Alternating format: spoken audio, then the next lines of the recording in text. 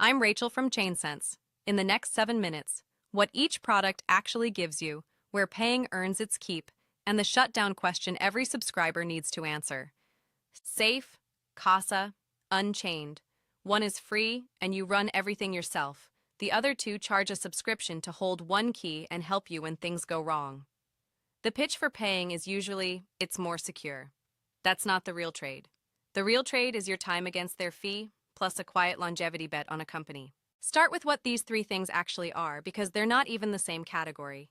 Safe is a tool, free, open source, a smart contract multi-sig on Ethereum and EVM chains. You create it, you hold every key, you run every signature yourself. Nobody else is involved, and nobody else can be. Casa and Unchained are services. Both use what's called collaborative custody. You still hold the majority of your keys, but the company holds one, and crucially, that one key cannot move your funds on its own. They are not custodians. They can't run off with your coins. What you're buying is the key they hold, plus everything around it: guided setup, recovery if you lose a key, and inheritance support. Casa is the broader of the two, a polished mobile-first app, 2 of 3 on its standard tier, and 3 of 5 on premium, supporting Bitcoin plus Ethereum and major stablecoins. Unchained is Bitcoin only and leans towards serious and business holders, a 2 of 3 where you hold 2 keys and they hold 1, with a wider set of Bitcoin financial services around the vault. Same underlying idea, multi-sig with a helping hand, aimed at 2 different customers. So if all 3 are multi-sig, what does the money buy? Not custody. And say that twice, because the marketing blurs it. With Casa and Unchained, the provider holds one minority key in your quorum. They cannot spend your coins. You hold the threshold. What you're paying for is 3 things you'd otherwise do entirely yourself. 1. Setup. You don't have to get right alone. Device pairing, the contract or descriptor, the test. All guided. T-Wowo, recovery. If you lose one of your own keys, the provider's key helps you rebuild instead of leaving you stranded. 3. Inheritance. A documented process so your heirs can actually get in, which Casa now includes on every tier. With Safe, all 3 are your job. You set it up, you back up the descriptor, you design and rehearse the recovery, you build the inheritance quorum yourself. None of that is hidden cost with Safe. It's just your time and your competence. That's the entire distinction. Casa and Unchained sell you process and a safety net around a key you still mostly control. Safe sells you nothing, because Safe is free, and so is the responsibility. Now the trade-in numbers. Safe costs nothing but gas and your time. Casa and Unchained run in the region of a couple of $100s a year for their standard tiers, and into the low thousands for premium service with more keys and more support. So when does paying make sense? Work it as a simple comparison. The subscription on one side, the value of your time and the cost of a single mistake on the other. Take a $100,000 stack. A couple of hundred a year is trivial against it, but if you're technically comfortable, a self-run Safe with disciplined habits protects it just as well, for free. Take $1 million.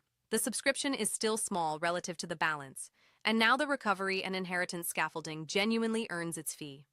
One avoided mistake pays for decades of membership. Take $5 million, or a business treasury. At that point, the question usually isn't Casa versus Safe. It's how much professional structure you want around the whole thing. The pattern is simple. The more that's at stake, and the less you want to be the one person who has to get every step right, the more a managed service is a rational spend, not a failure of nerve. Before you decide, the misconception to kill, because it's the one the marketing leans on. Managed multisig is not more secure than a well-run Safe. It's a different trade-off. With Safe, your risk is you. A setup mistake, a lost descriptor, a quorum you never tested. With Casa or Unchained, you trade that risk for 2 others. First, operational dependence. You're relying on the provider's process, and on the one key they hold being there when you need it. Second, and this is the one people skip, provider longevity. These are companies. Read the part of the terms that explains what happens if they shut down, how you recover using your own keys without them, whether the recovery tooling is open and documented, how much notice you'd get. A good collaborative custody provider has a clear self-sovereign answer. Here is exactly how you move your funds with your own keys if we vanish. If that answer is vague or quietly assumes the company is always there, that's not a service. That's a new single point of failure wearing a subscription. The whole point of Multisig was to remove single points of failure. Don't pay to put one back. So which one? Pick safe. If you're technically comfortable, you're willing to own setup, backup, and recovery yourself, and you mainly hold Ether, stablecoins, or assets on EVM chains. It's free, it's transparent, and it scales with your skill. Pick Casa if you want a guided, mobile-first experience. You hold more than one kind of asset, and you'd rather pay a couple of $100 a year than be the only person who can recover your stack, especially if inheritance is on your mind. It's the gentlest on-ramp to serious self-custody. Pick Unchained if you're Bitcoin only, you're a larger or business holder, and you want collaborative custody alongside Bitcoin financial services from a single, focused provider. The honest one-line summary: Safe scales by your skill, Casa and Unchained scale by your subscription. Neither paying nor not paying is automatically the sophisticated move. The sophisticated move is matching the model to your actual competence, your asset mix, and how much you're willing to be the single point of failure. That's the real comparison. Not who's most secure, but who you want holding one key and running the process around it. The full written breakdown, with the side-by-side matrix and a shutdown clause checklist, is linked below. Here's the line to remember, because it cuts through all the marketing. You don't outsource keys, you outsource process. Subscribe to ChainSense. I'm Rachel. See you in the next one.